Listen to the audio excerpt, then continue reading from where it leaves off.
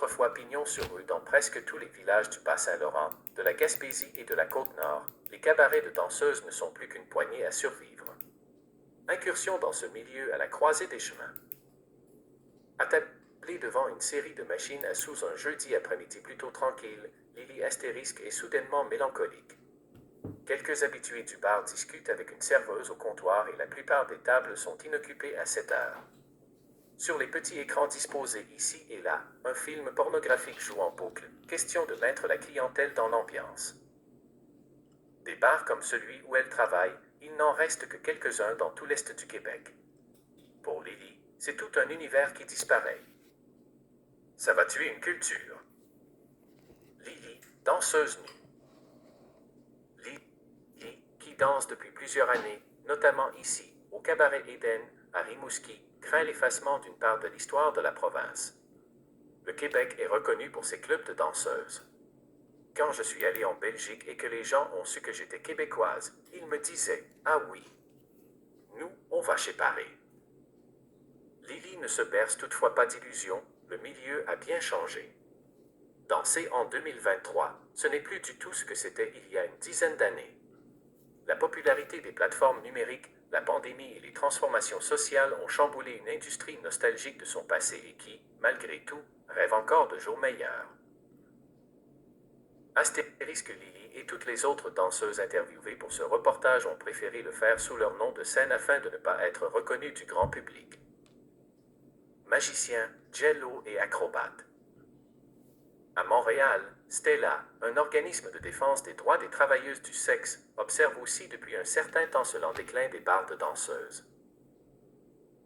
Avec l'aide d'Alexandra Tichelaar, étudiante au doctorat à l'Université Concordia et ancienne danseuse, cet organisme documente d'ailleurs l'histoire de ces lieux ainsi que leurs impacts sur la culture québécoise.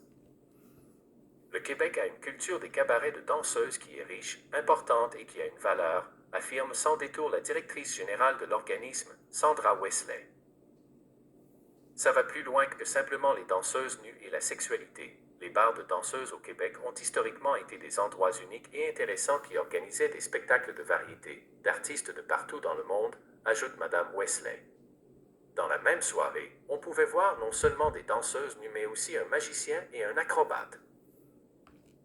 Une annonce publiée en 1986 dans le quotidien anglophone, The Gazette, à Montréal pour un spectacle de danseuses érotiques ainsi que d'un magicien et de danseurs hip-hop. Photo. Gracieuseté d'Alexandra Tichelaar, Archive Gazette.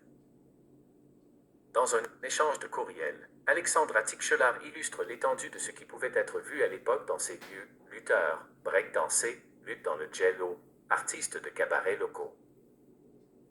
Des milliers de femmes passent par ces lieux pour travailler et améliorer leur situation financière. Je dirais donc qu'il s'agit d'une histoire importante du travail des femmes, ajoute la chercheuse, qui s'intéresse tout particulièrement à la scène montréalaise de l'époque. En plus de l'aspect culturel et historique, Sandra Wesley évoque l'importance sociale qu'avaient ces bars à leur apogée, au tournant des années 1980 et 1990, particulièrement dans les régions du Québec. Pour beaucoup de personnes, le bar de danseuses était aussi le bar de quartier où les gens se retrouvaient après le travail. On voit donc un déclin de l'aspect social de la clientèle et un isolement des clients, soulève-t-elle. Pour Sandra Wesley, la disparition des bars de danseuses est le résultat d'une stratégie concertée, partout au Québec, pour faire disparaître l'industrie.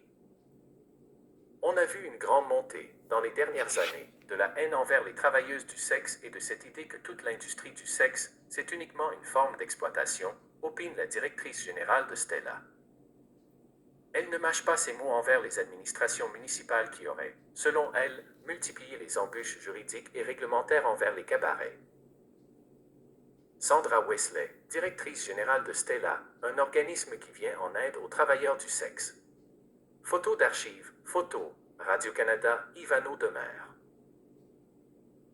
Dans l'Est du Québec, les administrations municipales de Gaspé et de Rimouski ont notamment adopté des règlements qui interdisent l'ouverture de bars de danseuses et même l'affichage d'imprimés ou d'objets érotiques. En entrevue avec Radio-Canada en 2013, le maire de Gaspé de l'époque, François Roussy, avait expliqué cette position de la ville pour plaire à la volonté populaire. On est de petits milieux et ce que ça peut amener comme dynamique dans les familles et dans les relations de couple, Il ne faut pas se le cacher, justifiait alors le maire aussi. Retour aux sources pour survivre. Au bout du fil, Linda Sergerie réfléchit quelques instants. Moi, je suis certaine que les danseuses, c'est terminé, lâche-t-elle finalement, catégorique. Au moins, on peut dire qu'à Fermont, il n'y en aura plus de bars de danseuses. Les défis de l'industrie seraient trop grands à surmonter pour renverser la tendance, selon l'ancienne gérante. Tous ne sont pas de cet avis et, dans l'Est du Québec, les bars toujours ouverts cherchent parfois à se renouveler. Le cabaret Le Monroe, à Rivière-du-Loup, a récemment organisé une soirée de drag queens et une autre avec des danseurs masculins. Le cabaret Le Monroe à Rivière-du-Loup a organisé un spectacle de drag queens. Photo, capture d'écran, Facebook, cabaret Le Monroe.